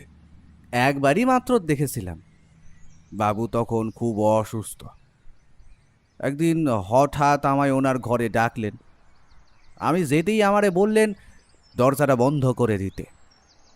তারপর এই দেরাজ থেকে বের করে আমার চোখের সামনে একটা সোনার মূর্তি তুলে ধরলেন। আমি তো পুরো অবাক, এমন অপরূপ মূর্তি এর আগে আমি কখনো দেখিনি দাদাবাবু। বুঝলাম। এবার বলো, তুমি কি নিশ্চিত যে ওটা সোনার মূর্তি ছিল? আমার হাতে বাবু এটা দিয়েছিলেন, বললেন এ নাকি তার বংশের সম্পত্তি। সমুবাবু এলে সে যাতে এইটারে পায় তার ব্যবস্থা করতে। তো আমি বললাম সমু এলে তারেই দিয়ে দিবেন। তো বাবু বলে তার সময় পাবো না, আর আমার দিন ফুরিয়েছে, আর সে আমার কথা শোনেনি কখনো। তাই আমি চাই না ও এই মূর্তিটা সহজে পেয়ে যাক, তাকে এই মূর্তিখান খুঁজে নিতে হবে। বাবুর এই কথাটা আমার সত্যিই খুব অবাক লেগেছিল। কিন্তু তখন তো বেশি ভাবি নাই ওইটা নিয়ে। তারপর বাবুরে আমি মূর্তিখান দিয়ে চলে আসি। ওদের ব্যাপার ওরা বুঝুক। সমু দাদা বাবুকে আমি একখান চিঠি লিখে আসতে বলে দিই। সব বুঝলাম, কিন্তু নিবারণ কাকা, চিঠিতে তুমি মূর্তির কথাটা লেখনি কেন? বাবুই তো বারণ করেছিলেন, বললেন যে সমু দাদা বাবু এলে তারে বলতে এই মূর্তির কথা খান, তার আগে চিঠিতেও যেন তা না লিখি। তারপর মূর্তিটার কি হলো সেটা তুমি জানো? না, তা তো জানি না দাদা বাবু, আর তো দেখি নাই সেইটাকে। তা তোমার বড় বাবু তোমার সমু বাবুকে দেবার জন্য কিছু দিয়ে যায়নি? অথবা মারা যাবার ঠিক আগে কিছু বলেছিলেন নাকি? ওই চেয়ারটা বিছানার পাশে রাখতে বলেছিল, যাতে নেমে আসতে পারেন একা একাই। আর কি জানো। নিবারণ কাকা অন্য মনস্ক হয়ে কি যেন ভাবলো, তারপর বলল, আরে হ্যাঁ, তাই তো, আমি তো আগের বার ভুলেই গিয়েছিলাম। আসো আসো, তোমরা ঘরে আসো তো। দোতলার ঘরের দরজা খুলে আমরা ঢুকলাম। একটা বিছানা রয়েছে, তার পাশে পড়ার টেবিল, টেবিলের ওপর ডাই করা নানাবিধ বই আর ওষুধপত্র, একপাশে একটা আয়না আর চেয়ার। ঘরটা যে অনেকদিন বন্ধ ছিল তা বোঝাই যাচ্ছে। এই ঘরটা নিবারণ কাকা আলাদা করে পরিষ্কার করেনি, হালকা ধুলো পড়ে আছে সব জায়গায়, আর সাথে একটা চাপা গন্ধ। নিবারণ কাকা পড়ার টেবিলে কি যেন খুঁজতে খুঁজতে বলল, একটা খাতা দিয়ে গিয়েছিল তো বড়বাবু সমু দাদা বাবুকে দেওয়ার জন্যে। আমি এবার একটু কৌতূহলী হয়ে বললাম, খাতা না ডায়েরি নিবারণ কাকা? তা হবে হয়তো, তা তো ঠিক জানি না আমি। আমার কাছে তো সবই খাতার কাগজ। বড়বাবুর কাছেই লেখাপড়াটায় ওই একটু একটু শিখেছিলাম আর কি। তোমাদের অন্য ব্যাপার, তোমার ওসবে পার্থক্য করতে পারবে। হ্যাঁ, এই তো পেয়েছি, জিনিসটা পাইছি। একটা লাল রঙের ডায়েরি নিবারণ কাকা তুলে দেয় ডাক্তারবাবুর হাতে। ডায়েরিটা অনেকদিন যাবৎ মনে হয় ওখানেই ছিল, তাই ওতে কিছুটা ধুলো জমেছে। এইটাই সমবাবুকে দিতে বলেছিলেন বাবু, তখন আমার মনে ছিল না। আসলে বয়সটা তো আর কম হলো না বাবুরা। ভালোই হলো সমু দাদা বাবু তুমি এবারে এলে, তাই বড় বাবুর শেষ ইচ্ছেখান পূরণ হলো। ব্যোমকেশ গোটা ঘরটা খুব মনোযোগ দিয়ে ঘুরে ঘুরে দেখতে লাগলো। এই সময় নিবারণ কাকা আর ডাক্তারবাবু নিচে গেলেন কোনো একটা কাজে। ঘরটার পিছনে একটা মাঝারি আকারের জানালা, সেই পিছনের জানালা দিয়ে বাইরের দিকটা দেখতে দেখতে হঠাৎ ব্যোমকেশ বলে উঠল, বন্ধু, কুইক, এখানে এসো। আমি তাড়াতাড়ি তার পাশে গিয়ে দাঁড়াতেই ব্যোমকেশ চাপা স্বরে বলল, পিছনের জঙ্গলের কাছটায়, হ্যাঁ হ্যাঁ, ওইখানে ওইখানে কেউ একটা দাঁড়িয়েছিল, বুঝলে? আমায় জানালা খুলতে দেখে সে পালালো। কেউ কি পিছু নিয়েছে? কিন্তু এখানে কি আমাদের অনুসরণ করবে ব্যোমকেশ? ট্রেনে আমাদের কামরায় একটা লোক, আমার একটু সন্দেহ যে হয়নি তা বলতে পারি না। লোকটা আমাদের সাথে পুরো রাস্তায় এসেছে, আর এই তাহেরপুরেই নেমেছিল। তারপর স্টেশনের ভিড়ে আর দেখতে পাইনি ওকে। কিন্তু আমাদের অনুসরণ করার একটা উদ্দেশ্য তো থাকবেই। উদ্দেশ্য তো আছে বটেই, ওই সোনার মূর্তি, ওটার কথা কি ভুললে চলবে? কিন্তু ওটার কথা তো ডাক্তারবাবু নিজে কাউকে বলেননি, আর নিবারণ কাকাও তো এখানে একাই থাকে। তাহলে সেটাই তো লক্ষ টাকার প্রশ্ন অজিত। যেই পিছু নিয়ে থাক না কেন, সে কি করে জানলো? আমরা এ ব্যাপারে আর কিছু বললাম না কাউকে। দোতলার ঘর ঘুরে দেখা শেষ করে সেখান থেকে নেমে নিজেদের ঘরে চলে এলাম আমরা। দেখলাম বাইরে তখন বিকেল শেষ হয়ে সন্ধে নামতে শুরু করেছে। আমরা জানলার বাইরে তাকালাম দুজনেই। ওই গাছটার ওখানে দেখেছিলাম লোকটাকে, কি যেন করছিল সে। আচ্ছা ব্যোমকেশ, ডাক্তারবাবুকে কি একবার বলা যায় ব্যাপারটা? না না, একদম নয়। উনি বেশ নার্ভাস মানুষ, ভয়ও তো পেয়ে যেতে পারেন। কি করে বসবেন তার ঠিক নেই, তাতে বরং আমাদেরই ক্ষতি হবে বেশি। ওই ডায়েরিটা তুমি ডাক্তারের থেকে নিয়ে এলে, ওটা কি আছে? আপাতত জানি না, সুযোগ হয়নি দেখার। তবে মনে হয় ওই সোনার মূর্তির কোনো যোগ আছে এই ডায়েরিতে। ওটা খুব ভালো করে পড়া দরকার, বুঝলে? আজ রাতেই পড়ে দেখব। এখন ব্যোমকেশের কথা শেষ হবার আগেই দরজায় নক পড়ল। কে? আমি। আসুন, ভেতরে আসুন ডাক্তারবাবু। ডাক্তারবাবু এসে চেয়ারটায় বসে বললেন, ডায়েরিতে কিছু পেলেন নাকি ব্যোমকেশ বাবু? না ডাক্তারবাবু, এখনো ঠিক পড়া হয়ে ওঠেনি। ভেবেছি আজকে রাত্রে ভালো করে পড়ে দেখব। আম, আজকের রাতটা অপেক্ষা করুন, তারপর না হয় ভাবা যাবে, বুঝলেন? একটা কথা বলি ব্যোমকেশবাবু, আমি উঠোনের কাছে দাঁড়িয়েছিলাম, মনে হলো এই সামনের রাস্তা দিয়ে একটা লোক যেতে যেতে এ বাড়ির দিকেই তাকাতে তাকাতে গেল। ব্যাপারটা হয়তো অতি তুচ্ছ, কিন্তু সত্যি বলতে আজকাল সবাইকেই সন্দেহ হয়। চোখ কান একটু বেশি খোলা রাখছি, হয়তো ব্যাপারটা এমনি, তাও মনে কিরকম একটা কু ডাকলো, তাই আপনাকে বললাম। ডাক্তারবাবু, আপনাকে একটা কথা বলি, শুনুন। রাত্রে বাড়ির বাইরে থাকার প্রয়োজন নেই আপনার, আর পারলে বাড়ির দরজা জানলা খুব ভালোভাবে বন্ধ করে শোবেন। ও হ্যাঁ, আরেকটা কথা সোমনাথবাবু, হ্যাঁ, বলুন বলুন। নিবারণের গ্রামের বাড়ি ঠিক কোথায় তা আপনি জানেন? ঠিক নিশ্চিত নই, তবে শুনেছি সেই শান্তিপুরের দিকে। আচ্ছা বেশ, আহ, রাত্রে আমাদের খাবারটা এই ঘরে দিয়ে দিন, আমরা আর বেরোচ্ছি না। ডাক্তারবাবু চলে যেতেই ব্যোমকেশ বলল, ব্যাপারটা ক্রমশ বেশ ঘোরালো হচ্ছে ভায়া। কেউ চাইছে না যে আমরা এ বাড়িতে থাকি, কিন্তু কেন? কে চাইতে যাবে এমন তাই তোমার মাথায় ঢুকছে না ব্যোমকেশ? একটু সময় লাগবে ভায়া, আগে ডায়েরিটা শেষ করা খুব দরকার। ব্যোমকেশ ডায়েরিটা নিয়ে বিছানায় শুয়ে পড়ল। এই বাড়িতে ইলেকট্রিসিটি আসেনি এখনো। ঘরে একটা হ্যারিকেন জ্বলছিল, তার অল্প আলোতেই ব্যোমকেশ ডায়েরিটা খুলে পড়তে লাগলো। রাতেই 9টা নাগাদ নিবারণ কাকা খাবার দিয়ে গেল আমাদের ঘরে। ব্যোমকেশ খাবার সময় একবার শুধু বলল, সোমনাথ বাবুর বাবা সজলবাবু ডাক্তার হলেও কবিতা খুব একটা খারাপ লিখতেন না। উনি চাইলে প্রামাণ্য একটা কবিতার বই লিখতেই পারতেন। এই ডায়েরি পড়ে ওনার এই গুণের কথা বেশ ভালোই জানতে পারলাম। কবিতা? দুস, ওসব ছাড়ো, বলো কাজের কাজ কিছু হলো? ডায়েরিটা পড়া এখনো শেষ হয়নি, শেষ হলে হয়তো কিছু পাওয়া যাবে। আমার বেশ ঘুম পাচ্ছিল। শেষ যখন চোখ খোলা ছিল তখনও দেখেছি ব্যোমকেশ ডায়েরি নিয়ে মনোযোগ দিয়ে বসে আছে।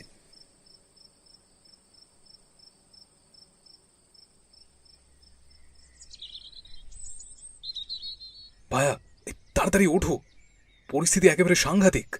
ব্যোমকেশের ডাক শুনে আচমকা চোখ খুলতেই দেখি ব্যোমকেশ দাঁড়িয়ে আছে একরকম আমার উপর হুমড়ি খেয়ে।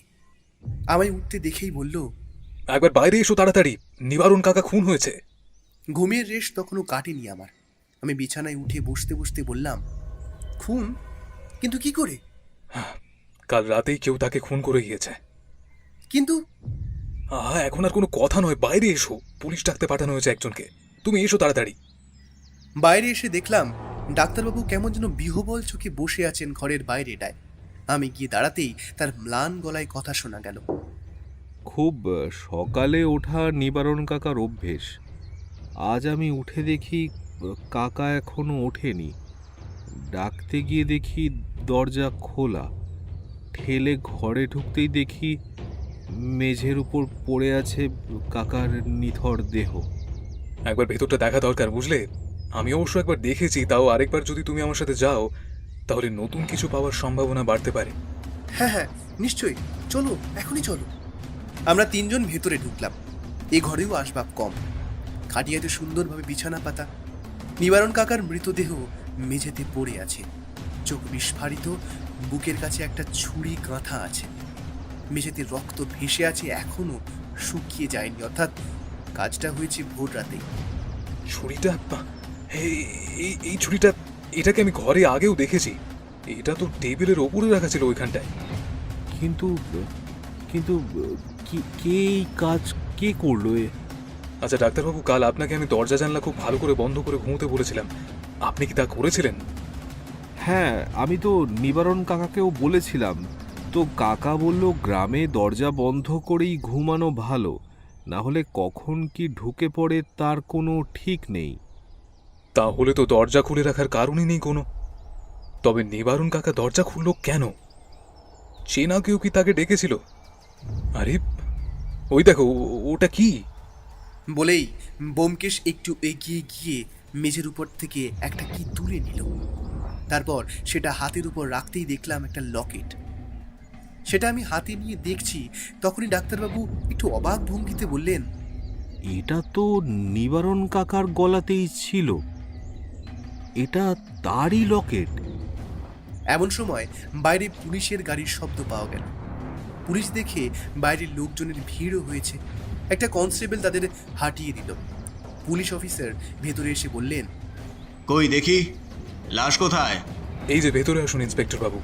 মৃতদেহটাকে খুব খুঁটিয়ে খুঁটিয়ে দেখতে দেখতে পুলিশ অফিসার বললেন, ইনি কে? এবাড়ির দেখাশোনা করতেন উনি, নিবারণ কাকা। আপনি? আপনাকে তো আগে কখনো দেখিনি এই গ্রামে। এ বাড়ির মালিক সজল বাবুকে আমি চিনতাম। আপনি কি তার কেউ হন নাকি মশাই? আমি তার ছেলে ইন্সপেক্টর, কলকাতাতে থাকি। এই গ্রামে আসা হয় না বেশি। কিভাবে হলো এসব? জানি না ইন্সপেক্টর বাবু, কাল রাত পর্যন্ত তো সবই ঠিক ছিল, কিন্তু সকালে উঠেই এই অবস্থা দেখি আমরা। মনে হয় খুনটা রাতেই হয়েছে। পুলিশ অফিসার ব্যোমকেশকে একবার আপাদমস্তক দেখে নিয়ে বলল, আপনি কে? আপনাকেও তো আমি এখানে আগে কখনো দেখিনি। আমি সত্যান্বেষী ব্যোমকেশ বক্সী। আমি এখানে একটা সোনার মূর্তির কেস নিয়ে এসেছিলাম, আর তার মাঝেই এসব হয়ে গেল। ব্যোমকেশ? মানে গোয়েন্দা ব্যোমকেশ? ও, তা ভালো। তাহলে এবার আমাদের ইনভেস্টিগেশন করতে দিন। এখন আপনারা বাইরে যান। মনে হয় চুরির কেস, বাধা পেয়ে খুন। না স্যার, ঠিক চুরি নয়। আপনি কি করে নিশ্চিত হচ্ছেন এতটা? কারণ ইনি রাতে দরজা ভালো করে বন্ধ করে শুয়েছিলেন। যদি চুরির ব্যাপারই হতো তাহলে দরজা বন্ধ থাকলে তা ভাঙতে হতো, কিন্তু এখানে তো তা হয়নি। বরং খুনিকে তিনি দরজা খুলে আসতে দিয়েছেন ভেতরে। বলেন কি? উনি খুন হবেন জেনেও খুনিকে দরজা খুলে ঘরে আসতে দেন? আজব যুক্তি মশাই আপনার। আমি তো তা বলিনি একবারও ইন্সপেক্টর। এই তো আপনি বললেন যে উনি নাকি দরজা খুলে খুনিকে ভেতরে আসতে দিয়েছিলেন। হ্যাঁ, তবে উনি জানতেন না সে খুনি। আসলে খুনি হয়তো তার চেনা কেউ, যার থেকে উনি বিপদের কোনো আভাস পাননি। ঠিকই বলেছেন, আপনি মনে হচ্ছে। আরেকটা ব্যাপার রয়েছে, আপনি একটু আমার সাথে এদিকে আসুন। ব্যোমকেশ আর পুলিশ অফিসার বাইরের দিকে চলে গেল। আমি ঘর থেকে বেরিয়ে আসার সময় আরেকবার দেখে এলাম নিবারণ কাকার মৃতদেহটা। ডাক্তারবাবু একটু নার্ভাস হয়ে পড়েছেন, তাই বললেন, এখন আমরা না এলেই বোধহয় ভালো হতো। এখন কোথাকার সমস্যা কোথায় দাঁড়ায় কি জানি। বেশি ভাববে না ডাক্তারবাবু, ব্যোমকেশ আছে তো, দেখাই যাক না। পুলিশের লোক মৃতদেহ নিয়ে গেল পোস্টমর্টম করার জন্য। যাওয়ার আগে পুলিশ অফিসার ব্যোমকেশের সাথে কিছুক্ষণ কথা বললেন। মাঝে একবার ডাক্তারবাবুকে ডেকে ওনার সাথেও কথা বললেন। পুলিশ চলে যেতেই ব্যোমকেশ বলল, আমি বলি কি, আপনি ঘরে গিয়ে একটু বিশ্রাম নিন ডাক্তারবাবু। আপনার মানসিক ধকলও তো কিছু কম যায়নি, আর এখন এমনি তো আর কোনো কাজ নেই। রান্নাঘরে যে খাবার আছে তা দিয়ে এই বেলা হয়ে যাবে। আপনার এখন একটু বিশ্রাম দরকার। ডাক্তারবাবু চলে যেতেই আমি বললাম, কেসটা কি বলো তো ব্যোমকেশ? পুলিশ অফিসারের সাথে গোপনে অত কি কথা বলছিলে তুমি? দেখো, একটা সন্দেহ আমার আগে থেকে ছিল। এই খুনটা সেই সন্দেহটাকে আরেক কাঠি বাড়িয়ে দিল। তাই একটু আলোচনা করছিলাম অফিসারের সাথে। একটা বিষয় নিয়ে খোঁজ নেওয়া দরকার ছিল, আর সেই কাজে আমার ওনাদের সাহায্য খুবই প্রয়োজন। আচ্ছা ব্যোমকেশ, তোমার সন্দেহের তালিকায় কি ডাক্তারবাবু নেই? কারণ তার সুযোগ সবচেয়ে বেশি ছিল। তার কোনো মোটিভ নেই। তবে যদি সোনার মূর্তির কথাই ভাবো, তাহলে তা কোথায় আছে নিবারণবাবু জানতেন না। আর সোমনাথবাবু নিজে বলেছেন যে সোনার মূর্তির কথাটা তিনি নিবারণের কাছেই জেনেছেন। হচ্ছে না অজিত, এখানে এখানে কোনো একটা তৃতীয় ব্যক্তি নিশ্চয়ই আছে, আর সেই ব্যাপারে খোঁজ নিতেই আমি অফিসারকে বলেছি। বলো কি, তৃতীয় ব্যক্তি? ব্যোমকেশ কোনো কথা না বলে একবার মাথা নাড়ালো শুধু। আমি ঘরে বসতেই ব্যোমকেশ বেরিয়ে গেল। একবার নিচের দরজা খোলার শব্দ পেলাম, আর কিছুক্ষণ পরে বন্ধ হবার। আমি একবার নিচে নেমে দেখব কিনা ভাবছি, এমন সময় ব্যোমকেশ নিজেই আমার ঘরে এলো। তার চোখে মুখে একটা উজ্জ্বল ভাব, যেন এমন কিছু একটা সে পেয়েছে যা সে খুঁজছিল, যা তার প্রয়োজন ছিল এই কেসটা সমাধান করার জন্য। ব্যোমকেশ ঘরে ঢুকেই একটা চিঠি আমার হাতে দিল, বলল, একবার চিঠিটা পড়ে দেখো তো ভাইয়া। পড়তে পড়তে আমি অবাক হয়ে গেলাম। পড়া শেষ করে বললাম, তাহলে কি এই সেই তৃতীয় ব্যক্তি নাকি? কিন্তু তাহলে খুনটা করলো কে? ব্যোমকেশ তার পকেট থেকে নিবারণ কাকার ঘরে পাওয়া লকেটটা বার করে আমার সামনে ঝুলিয়ে বলল, এই লকেটটাই হলো খুনির রেখে যাওয়া একমাত্র প্রমাণ। এই লকেটটা, কিন্তু এটা থেকে কি প্রমাণ করা যাবে ব্যোমকেশ? যাবে অজিত যাবে, তার ব্যবস্থাই আমি করছি, এখন শুধু অপেক্ষা করো। আমি বুঝতে পারলাম না ব্যোমকেশ ঠিক কি করতে চাইছে। ওর মাথায় কখন যে কি বুদ্ধি খেলে বেড়ায় তা আমি একদমই ধরতে পারি না। একটা চিঠি আর এই একটা লকেট থেকে কি সে খনি পর্যন্ত পৌঁছাতে পারবে? আমার মনের সন্দেহ যেন রয়েই গেল। আরেকটা ব্যাপার হলো, সেই অপরাধী যদি ডাক্তারবাবু পিছু করে শহর পর্যন্ত যেতে পারে, আবার আমাদের চোখ ফাঁকি দিয়ে আমাদের এখানে এসে নিবারণ কাকাকে খুন করতে পারে, তাহলে সে এই মুহূর্তে কোথায় আছে তা খুঁজে বার করা কি এতই সহজ হবে? আগের দিনের ভাত রান্না করাই ছিল, সেটাই গরম করা হলো। ডাক্তারবাবুর মুখ থেকে শোকের ছায়া তখনও কাটেনি। ডাক্তারবাবু নিজেই রান্না করে খান শহরে, তাই একটা ডিমের তরকারি করে নিতে তার বেশি সময় লাগলো না। খেতে খেতে ডাক্তারবাবু বললেন, ব্যোমকেশ বাবু,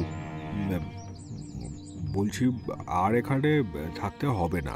আমার সোনার মূর্তি চাই না। ওই মূর্তির রহস্য ভেদ করতে আপনাদের এখানে আনাই যে কাল হয়েছে তা তো টের পাচ্ছি।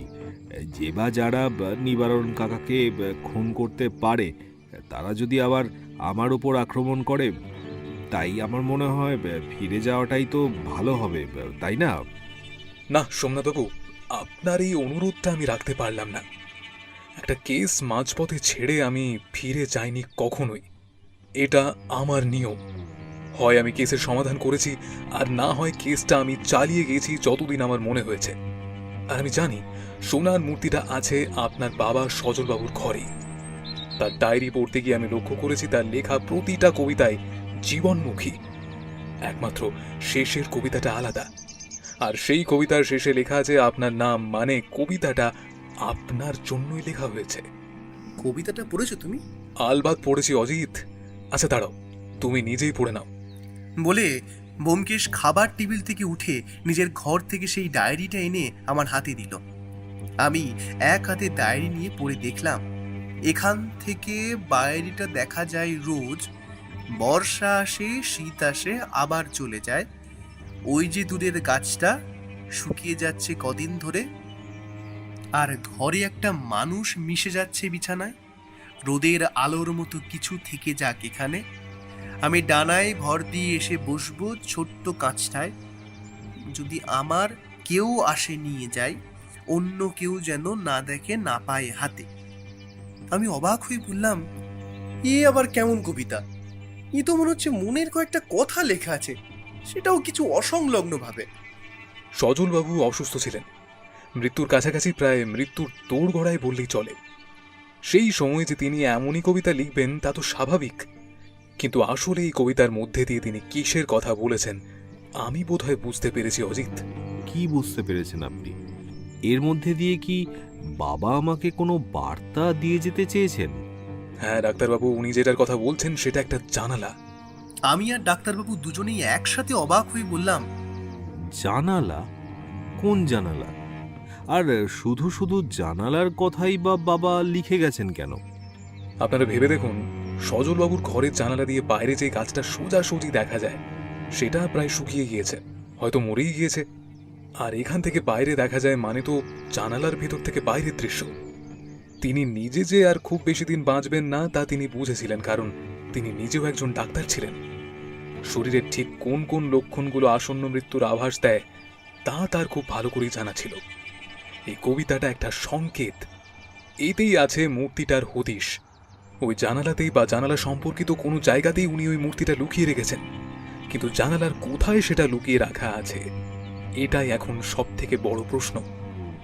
ওই কাঠের জানালাটা আমি খুব ভালো করে দেখেছি, তবে সেটা ভাপা নয়। প্রথম দিকের এই লাইনগুলোর অর্থ তো না হয় বোঝা গেল, কিন্তু পরের চারটে লাইন, ডানায় ভর দিয়ে এসে বসবো, আবার তারপর ওই ছোট্ট শব্দের ওপর বারবার পিন বোলানো হয়েছে, আর তাকে ইনভার্টেড কমার মাঝে রাখা হয়েছে, সেটা কেন করেছেন সজলবাবু? কিন্তু ওই ঘরে তো একটাই জানালা আছে ব্যোমকেশ বাবু, তার থেকে ছোট জানালা তো কিছু নেই। ওখানেই তো আমার খটকাটা থেকে যাচ্ছে সোমনাথ বাবু। কোন জানালা, কিসের জানালা, ঠিক ঠিক কি ইঙ্গিত করেছেন সজলবাবু? মাথাটা ঘেটে যাচ্ছে। ব্যোমকেশ আর কিছু বলল না, শুধু একটা সিগারেট ধরিয়ে তাতে টান দিতে লাগলো। আমরা খাবার শেষ করে যে যার নিজের ঘরে চলে গেলাম। ব্যোমকেশ ডায়েরি নিয়ে বিছানায় শুয়ে পড়তে আমিও শুয়ে পড়লাম পাশে। পুলিশ অফিসার আবার এলেন পরদিন সকালে। ওপরে সজলবাবুর ঘরে আমরা বসলাম, কারণ ব্যোমকেশ সকাল থেকেই সেই ঘরেই ছিল। ডাক্তারবাবু আমাদের সবার জন্য চা করে এনেছিলেন। প্রথম কথা বললেন পুলিশ অফিসার নিজে। ব্যোমকেশ বাবু, খুনি ধরা পড়েছে। আপনার অনুমানই ঠিক। সে নিজের মুখেই স্বীকার করেছে যে সে রাগের মাথায় খুনটা করেছে, কিন্তু আপনি কি করে এতটা নিশ্চিত হলেন বলুন তো খুনটা সেই করেছিল? বেশ, শুনুন তবে। খুনের স্পটে যে লকেটটা পড়েছিল সেটা দেখেই সোমনাথবাবু বলেছিলেন ওটা নিবারণের লকেট, কিন্তু মৃতদেহ পরীক্ষা করে দেখার সময় আমি দেখেছি তার লকেট তার নিজের গলাতেই আছে। আসলে গ্রামের দিকে বাবা আর ছেলের গলায় একই ধরনের লকেট থাকার একটা প্রচলন রয়েছে বহুকাল আগে থেকেই। সেটা থেকে অনুমান করি আমি বিষয়টা। আর ওই দরজা খোলার ব্যাপারটা, এখানে অত রাতে অন্য কেউ এলে নিবারণ সোমনাথবাবুকে ডাকত, আর বিশেষত তাকে রাতে দরজা বন্ধ করে ঘুমোতে বলা হয়েছিল। আর যদি অন্য কারুর হাতে খুন হতো তাহলে মৃতদেহ থাকতো দরজার কাছে, ঘরের মাঝে বা বিছানার কাছে নয়। সেই রাতে নিবারণের ছেলেই তার কাছে এসেছিল। নিবারণ তার ছেলেকে ঘরে এনেছিলেন। এবার হয়তো কথা কাটাকাটির সময় টেবিল থেকে ছুরি তুলে সে বসিয়ে দেয় নিজের বাবার বুকে। আমি জানতাম সেই রাগের মাথায় খুন করেছে, তাই বাড়ি ফিরে যাবে, পালানোর চেষ্টা সে করবে না, তাতে ওরই বিপদ বেশি। আর তাই সোমনাথবাবুর থেকে মোটামুটি একটা ঠিকানা জেনে আপনাকে খোঁজ নিতে বলি। বাকি কাজ তো আপনি করেছেন ইন্সপেক্টর সাহেব। তুমি যে তৃতীয় ব্যক্তির অস্তিত্বের কথা বলছিলে, সে কি তাহলে নিবারণের ছেলেরই কাজ? হ্যাঁ, আমার মনে হয় সজলবাবুর অসুস্থতার সময় সেই বাড়িতে এসেছিল, আর কোনোভাবে সোনার মূর্তির কথা সে জেনে যায়। সেটা নিবারণবাবু নিজেও বলে থাকতে পারেন, আবার সে নিবারণ আর সজলবাবুর কথা গোপনে শুনেও জেনে থাকতে পারে। তবে আমার আগে একটা ব্যাপারে খটকা লেগেছিল। সজলবাবুর ঘরে আমরা যখন যাই, নিবারণবাবু বলে যে সে ওই ডায়েরিটার কথা বলতেই ভুলে গিয়েছিল সোমনাথবাবুকে। কিন্তু সজলবাবুর মৃত্যুর পরে সোমনাথবাবু আর নিবারণ যখন সেই মূর্তি খুঁজছিল তখনও তার ডায়েরির কথা মনে পড়েনি। এটা এটা অস্বাভাবিক। আর বাকি বইয়ের তুলনায় ডায়েরির ধুলো খুব কম ছিল। ওখানেই আমার মনে হয় নিবারণ কিছু লুকিয়ে যাচ্ছে। তারপর সেদিন বাড়ির বাইরে তাকে দেখতে পাই। নিবারণ খুন হবার পর তার ঘরে তার ছেলের লেখা একটা চিঠি পাই, আর সোমনাথবাবুর পকেটে গোজা চিরকুটে লেখা, আর এই চিঠির হাতের লেখা এক। সেটা আমি নিরীক্ষণ করে বুঝতে পেরেছিলাম। আর তারপর ব্যোমকেশ থামতেই ডাক্তারবাবু বললেন, তাহলে ব্যোমকেশবাবু, যে সোনার মূর্তির জন্য নিবারণ কাকা খুন হলো সেটা তো আর পেলাম না আমরা। ব্যোমকেশ জানলার ধারে দাঁড়িয়ে রইল। আমিও হতাশ হলাম। ঠিক এই সময় একটা চড়ুই পাখি জানলা দিয়ে ঢুকে উড়তে লাগলো আমাদের মাথার উপর, তারপর গিয়ে বসলো গুলগুলির কাছে। ব্যোমকেশ সেটাকে লক্ষ্য করছিল। এবার সে উঠে দাঁড়ালো, তার চোখে মুখে বিস্ময় আর একটা অদ্ভুত হাসি। সে উত্তেজিত স্বরে আমায় বলল, অজিত, সজলবাবুর কবিতার শেষ 4 লাইন কি ছিল? আমি অবাক হলেও মনে করে বললাম, ওই তো কি যেন, হ্যাঁ মনে পড়েছে, রোদের আলোয় মতো কিছু থেকে যাক এখানে, আমি ডানায় ভর দিয়ে এসে বসবো ছোট্ট কাঁচটায়, যদি আমার কেউ আসে নিয়ে যায়, অন্য কেউ যেন না দেখে না পায় হাতে। অজিত, অজিত, পেয়েছি। রোদের আলোর মতো মানে আমরা যেটাকে রোদ ভাবছিলাম সেটা রোদ নয়, সেটা আসলে সোনা। হ্যাঁ তাই তো, এটা তো আমিও ভেবে দেখিনি। রোদের আলোকে অনেক সময় সোনার সাথে তুলনা করা হয়। আর ছোট্ট মানে ছোট্ট জানালা মানে। ডাক্তারবাবু প্রায় চিৎকার করে বললেন, ঘুলঘুলি? ওই ঘুলঘুলিটা? বন্ধু, চেয়ারটা বিছানার ওপর রাখো তো। এর জন্যই বোধহয় চেয়ারটা বিছানার পাশে রাখার দরকার ছিল। উফ, শেষ অবস্থাতেও সজলবাবুর ক্ষুরোধার চিন্তা শক্তির প্রশংসা করতে আমি বাধ্য। অজিত, চেয়ার বিছানায় রেখে ব্যোমকেশ ঘুলঘুলির ভেতরে হাত ঢুকিয়ে কিছু সেকেন্ডের মধ্যে একটা ছোট্ট বাক্স বার করে আনল, আর তার থেকে বেরোলো একটা সোনার নারী মূর্তি। কি উজ্জ্বল তার রূপের ঝলক! ডাক্তারবাবু মূর্তিটা হাতে নিয়ে এই প্রথম কেঁদে ফেললেন। তিনি আজ আবেগে বিহ্বল। হয়তো পিতা পুত্রের মান অভিমানের পালা আজ সত্যিই সাঙ্গ হলো। পুলিশ অফিসারও একটাও কথা না বলে ব্যোমকেশকে ইশারায় ডেকে বাইরে চলে গেলেন। আমি বিছানার দিকে তাকিয়ে ভাবতে লাগলাম, এই বিছানায় একটা মানুষ ডাক্তারবাবুর উপর রাগ করে অপেক্ষা করতে করতে চলে গেলেন।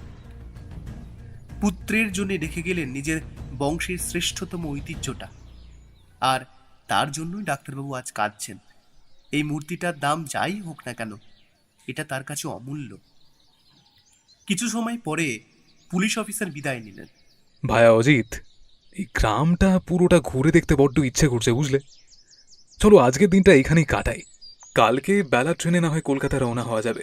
ঠিক আছে ভায়া, তবে তাই হোক। আলবাত, চলুন গ্রামটা আপনাদের দেখিয়ে নিয়ে আসি। বিকেলে জমিয়ে মাছ ধরা যাবে পুকুরে। পরদিন সকালে উঠে আগে স্নান সেরে নিলাম। ডাক্তারবাবু সেদিন বাজার থেকে খাসির মাংস এনে নিরামিষ ঝোল রান্না করেছিলেন। সেই দিয়ে খাওয়া সেরে আমি আর ব্যোমকেশ ডাক্তার সোমনাথ বাবুকে সাথে নিয়ে রওনা হলাম কলকাতার উদ্দেশ্যে। তবে যাওয়ার আগে ব্যোমকেশের প্রাপ্তিযোগ হলো। ডাক্তারবাবু ব্যোমকেশকে বিনীতভাবে কৃতজ্ঞতা জানিয়ে একটা বেশ মোটা অঙ্কের চেক তুলে দিলেন। সব রহস্যের সমাধান হয় না, কিছু রহস্য বেঁচে থাকে পরবর্তী গল্পের জন্য।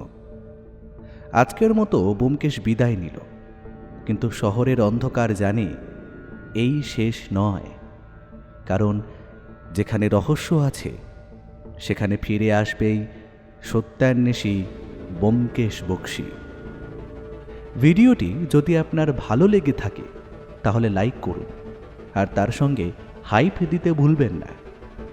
এখনও পর্যন্ত যদি আমাদের চ্যানেলটিকে সাবস্ক্রাইব না করে থাকেন তাহলে এই রকমই আরও রহস্য রোমাঞ্চ গল্প শুনতে এক্ষুনি আমাদের চ্যানেলটি সাবস্ক্রাইব করুন, আর পাশে থাকা বেল আইকনে ক্লিক করে নোটিফিকেশন অন করে নিতে কিন্তু ভুলবেন না। খুব তাড়াতাড়ি আমরা আবার ফিরছি নতুন গল্প নিয়ে।